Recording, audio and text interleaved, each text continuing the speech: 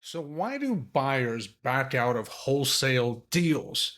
You're out there, you're trying to wholesale, you're probably even getting contracts, and buyers are not buying. Now, let me preface this. We used to track how many wholesale deals that were sent to us closed. A few years ago, we did this experiment and we looked at every deal sent to us over like a year. And what we learned, for the ones we didn't buy, which was the majority, of course, that's a lot of email. We actually checked to see how many of them closed. Roughly 50% of them did not close at all. Think about that. So if we got sent, say, 5,000 deals over a year, which is probably low, it's probably more than that. Think about that for a second. 5,000 deals. That means 2,500 of them, it was roughly around there, did not close. That's a lot. That means for every two deals you see, one of them's not going to close. Okay. Has that changed fast forward a few years? Probably not. I bet if we did that again today, it would be no different. In fact, I bet it would actually be lower because sellers are holding to their prices more. They have equity and interest rates are high and all the things going on in the markets, right?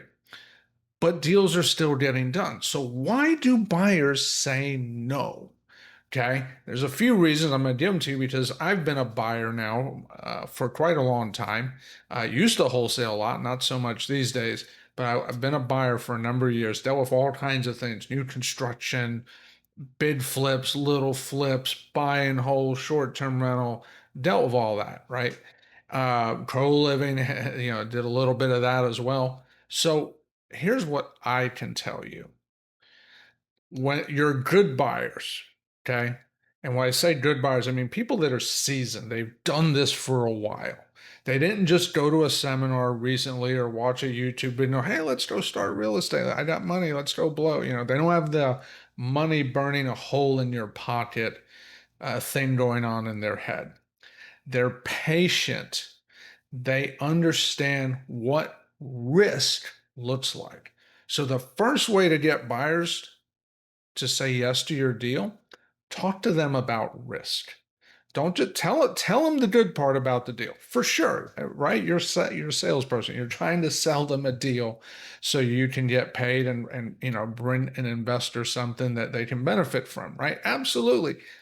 Talk about those positives, but don't ignore the risk. Because here's what I can tell you after nearly 2 decades of watching this go on. The number one thing that frustrates buyers is hearing from wholesalers that talk about the positive, but don't talk about, or even worse, diminish the real risks in the deal. Okay. It's one thing to not talk about it, but when a wholesaler starts diminishing the risk, especially if they've never flipped or built or lost money on a deal or dealt with permitting headaches or whatever, okay, you just put yourself in a bad place. You're effectively discrediting yourself as a wholesaler or even as a bird dog. This can apply to bird dogs as well. Okay. Don't be that wholesaler that acts like you got it all figured out when you're talking to an experienced buyer. Rather, listen to their wisdom to what they're telling you. Okay. Because most of them actually want to help you. Why? Because if they help you and you bring them a deal, it's less work for them. They buy more deals, you source more stuff for them. They're happy. Believe me, buyers they work hard enough as it is on the deals they take down. They don't want more work if they don't have to do it. Okay. So they appreciate wholesalers that are on top of their game. But the biggest thing right off the bat, don't just talk about the good side, talk about the risks. Understand the risks to the best of your ability. And when they give you feedback, shut up and listen. Don't argue. Never argue with your buyers. That's number two. Listen to them.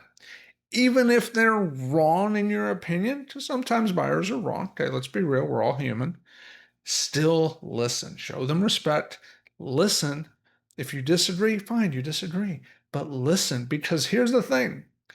Even if the buyer is wrong, let's say they're wrong. Even if they're wrong, you can learn from that conversation. You can get better from that conversation.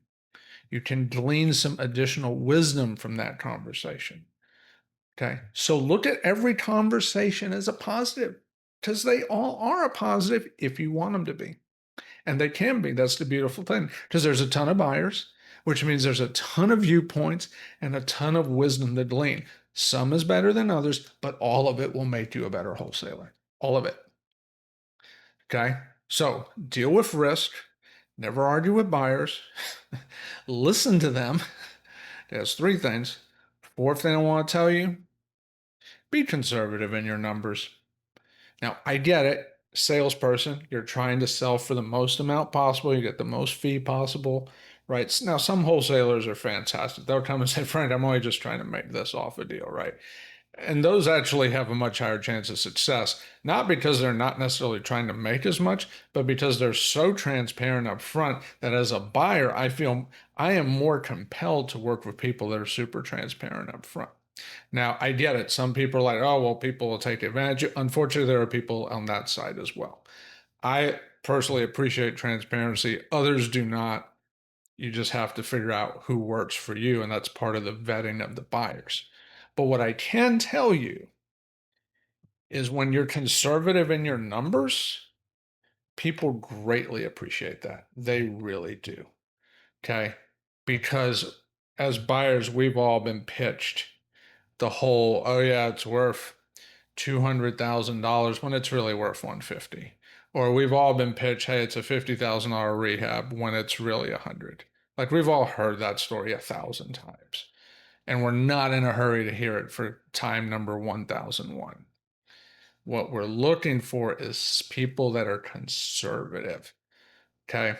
If you can be a conservative wholesaler with your numbers, your buyers will appreciate that because it tells them you're actually paying attention to details, not just the best case scenario. Because here's the thing, if you have flipped houses for any length of time, if you've built houses for any length of time, if you've been a landlord for any length of time, you know that the best case does not happen very often. It almost never happens. Okay, we're not going to say never because there's always a few times that'll sneak in there, but by and large, it rarely happens. Stuff always goes wrong. So, as a wholesaler, when you take that conservative position on a deal, it will make your buyers feel like you have their best interests in mind. That you're not just trying to get top dollar, I mean, I know to tell you for a fact, most buyers, when they see just top dollar numbers under rehab numbers that are too low, you know, right off the bat, we're like, yeah, that's not a serious person. Okay. You literally discredit yourself in one email or one phone call. Okay. Keep the positives. Okay. I don't want to discount the positives. Keep the positives, but stay conservative, be realistic. It matters because these buyers, a lot of the buyers, quite frankly, have been in the game for a long time, and they know what they're looking for. Okay, they know what they're looking for, and they see the risk. And some people might say, well, why about this repeat buyer? Which, by the way, God bless you, that's awesome. We love repeat buyers. But can a repeat buyer stop buying? Absolutely. Can things happen in people's life that made them switch their focus? Absolutely. So you want to just do everybody right. And the easiest way to do it is be conservative on your numbers. Because when you're conservative on your numbers, those buyers are going to keep giving you chance after chance after chance, and they're going to keep wanting to be open to working with you. When everything you sell is top dollar and rehab numbers that are not even close to realistic, they're just not going to take you seriously. You're literally taking yourself out of game. Which leaves one more tip I want to share on why buyers don't necessarily close or want to buy your deals. Simple. You gave them a rehab number. Here's what you really need to do. Don't give them a rehab number, especially if you've never done a rehab like the one you're trying to wholesale. If you're going to give them a rehab number, make sure you have either the experience to back it up or a line item quote to back it up. Otherwise, you're better off not giving them anything. Don't guess. Just don't guess. Okay, you're better off saying nothing and do this instead. Give them a ton of pictures and let them decide. Let them decide. Give the buyer a ton of pictures, not 10, 20, 30. Give them 50 minimum. 50 minimum. And if you can do 100 or more, even better. In today's world of tech, it is easy to take 100 pictures of a house. Super easy. Okay, even a 1,500 square foot house, super easy. Give them the pictures, say nothing about the number, give them your asking price, let them decide what that rehab's going to work. Keeps your credibility intact, doesn't make you that wholesaler that's been literally mocked every year, for, God knows how many times, constantly. The wholesalers who have no idea what rehab costs, like, just don't even go there. Unless you have experience with that type of project or you have real contractor bids, real ones, quality ones, where you walked it with the contractor and actually understand it, just don't go there. Leave them out. You're better off. Keeps the relationship in a much better place. Much better place. So there's lots of buyers right now that want deals to close, including me. So put yourself in a position to succeed. We want to see you succeed. We love wholesalers that make things happen. So please like, comment, share, subscribe. I will see you around.